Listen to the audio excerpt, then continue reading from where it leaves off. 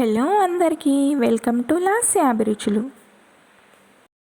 ఈరోజు నా రెసిపీ వచ్చేసి మిగిలిపోయిన దోశ పిండితో గుంట పొంగనాలు ఎలా చేసుకోవాలో నేను ఈ వీడియోలో చూపిస్తాను.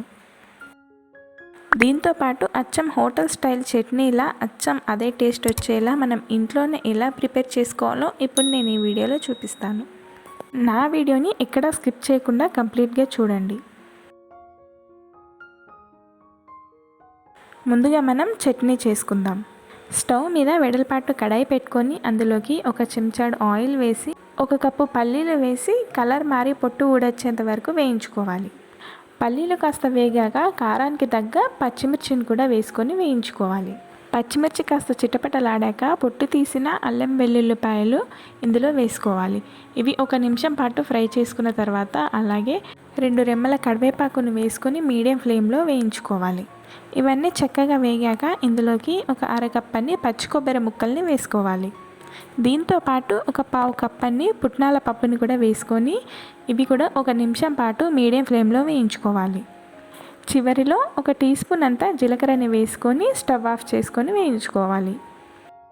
ఇప్పుడు ఇవన్నీ ఇలా చక్కగా వేగిన తర్వాత వీటిని చల్లారపెట్టుకోవాలి.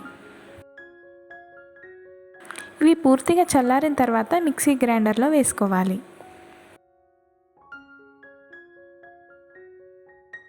ఇవన్నీ మిక్సీ గ్రైండర్లో వేసుకున్న తర్వాత ఇందులోకి రుచికి సరిపడ ఉప్పుని అలాగే 1 టీ స్పూన్ అంతా చక్కెరని వేసుకోవాలి. దీనివల్ల టేస్ట్ అనేది చాలా బాగుంటుంది. ఇప్పుడు ఇందులో కొంచెం వాటర్ వేస్తూ మిక్సీ పట్టుకొని పక్కన పెట్టుకోండి. చట్నీ కోసం పోపుని తయారు చేసుకుందాం. నేను మళ్ళీ అదే కడాయిని స్టవ్ మీద పెట్టుకొని అందులోకి 1.5 టేబుల్ స్పూన్ ఆయిల్ వేసుకొని 1 టీ స్పూన్ జీలకర్ర 1 టీ స్పూన్ ఆవాలు వేసుకోవాలి. ఆవాలు జీలకర్ర కాస్త చిటపటలాడాక ఇందులోకి 1 టేబుల్ స్పూన్ మినపప్పుని 1 టేబుల్ స్పూన్ శనగపప్పుని కూడా వేసుకోవాలి. ఇలా పప్పులు వేసుకోవడం వల్ల ఫ్లేవర్ అనేది చాలా బాగుంటుంది. తినేటప్పుడు కూడా పంటి కింద పడితే క్రిస్పీగా టేస్ట్ చాలా బాగుంటుంది. ఇవి కాస్త గోల్డ్ కలర్లోకి మారిన తర్వాత ఇందులోకి 2-3 ఎండుమిర్చి మధ్యలోకి చీర్చుకొని వేసుకోవాలి. అలాగే 2 రెమ్మల కరివేపాకును కూడా వేసుకోవాలి. ఇప్పుడు కరివేపాకు వేసుకున్నాక స్టవ్ ఆఫ్ చేసుకోవాలి. ఆయిల్ వేడిగానే ఉంటుంది కాబట్టి అవి 2 చక్కగా వేగుతాయి. ఇప్పుడు ఇందులోకి మనము మిక్సీ పట్టుకున్న చట్నీని ఇందులో వేసుకొని మొత్తం అంతా బాగా మిక్స్ చేసుకోవాలి. అంతేనండి, చాలా సింపుల్గా చాలా టేస్టీగా హోటల్ స్టైల్ చట్నీ రెడీ అయిపోతుంది. ఇలా ఒకసారి ట్రై చేసి చూడండి. టేస్ట్ ఎలా అనిపించిందో నాకు కామెంట్ చేయండి. నా వీడియో నచ్చితే లైక్ చేయండి. అలాగే నా ఛానల్ని సబ్స్క్రైబ్ చేసుకోండి. ఇప్పుడు మిగిలిపోయిన దోశ బ్యాటర్తో గుంట పొంగనాలు ఎలా చేసుకోవాలో చూద్దాం. ముందుగా మనం దోశల కోసం ప్రిపేర్ చేసిన దోశ బ్యాటర్ని తీసుకోవాలి. ఇందులోకి సన్నగా కట్ చేసి పెట్టుకున్న ఉల్లిపాయ ముక్కలు, సన్నగా కట్ చేసిన పచ్చిమిర్చి ముక్కలు, కరివేపాకు ముక్కల్ని కూడా తీసుకోవాలి. అలాగే ఇందులోకి రుచికి సరిపడ ఉప్పు, అలాగే 1 చిటికెడంతా వంట సోడాని వేస్తున్నాను. మీ పిండి పులిసిందైతే వంట సోడా వేయకుండానే చేసుకోవచ్చు. ఇప్పుడు వీటిని అంతా బాగా మిక్స్ చేసుకోవాలి. ఇది కాస్త గట్టిగా అనిపిస్తే నేను కొద్దిగా వాటర్ని వేస్తున్నాను. ఈ గుంట పొంగనాల కోసం పిండి మరీ గట్టిగా ఉండకూడదు, అలా అని లూజ్గా కూడా ఉండకూడదు. ఇలా కొద్దిగా వాటర్ వేసి మొత్తం అంతా మిక్స్ అయ్యేలా కలుపుకోవాలి. గుంట పొంగనాల కోసం బ్యాటర్ రెడీ అయిపోయింది. ఇప్పుడు వీటితోటి గుంట పొంగనాలు వేసుకోవాలి. ఇప్పుడు స్టవ్ మీద పొంగనాల ప్యాన్ని పెట్టుకోవాలి. ప్యాన్ బాగా హీట్ అయిన తర్వాత ఇందులోకి ఆయిల్ వేసుకోవాలి.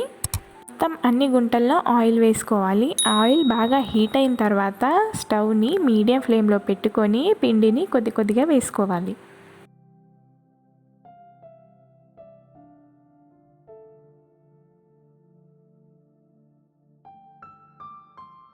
ఇలా అన్ని గుంటల్లో వేసుకున్న తర్వాత స్టవ్ని హై టు మీడియం ఫ్లేమ్లో పెట్టుకొని మూత పెట్టుకోవాలి. 2 నిమిషాల తర్వాత మూత తీసి ఈ గుంట పొంగనాలన్నింటినీ రివర్స్ చేసుకోవాలి.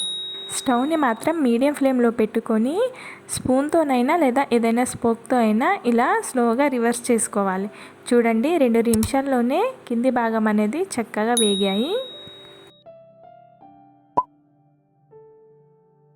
ఇలా అన్నీ స్లోగా రివర్స్ చేసుకున్నాక స్టవ్ని మళ్ళీ హై టు మీడియం ఫ్లేమ్లో పెట్టుకొని మూత పెట్టి ఒక 2 నిమిషాలు వేయించుకోవాలి.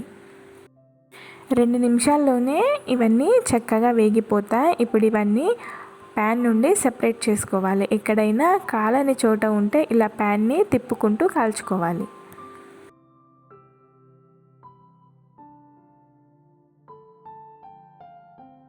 అంతేనండి, చాలా సింపుల్గా రెడీ అయిపోయాయి. ఎప్పుడు దోశలే కాకుండా ఇలా దోశ బ్యాటర్తో గుంట పొంగనాలు కూడా ట్రై చేయండి. టేస్ట్ అయితే చాలా బాగుంటాయి.